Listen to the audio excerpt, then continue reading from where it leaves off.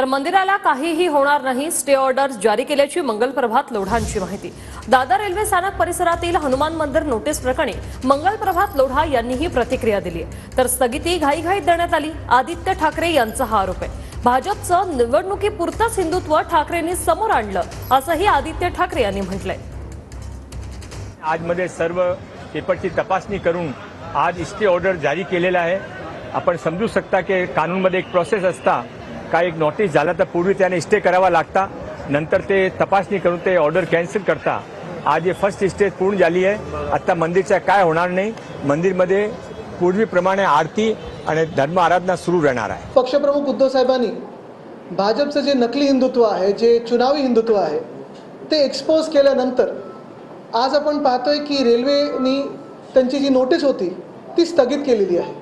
मला वाटतं भाजपच्या काही लोकांनी, नेत्यांनी जाऊन तिथे थोडं नाटक केलं आणि ते झाल्यानंतर स्थगिती ही हँडरायटिंगमध्ये आली, म्हणजे ही घाईघाईत दिलेली स्थगिती आहे। त्याचं कारण एकच होतं, कारण आम्ही सर्व जाऊन तिथे दर्शन घेणार होतो 5:30ला, जो कार्यक्रम अजूनही आमचा चालू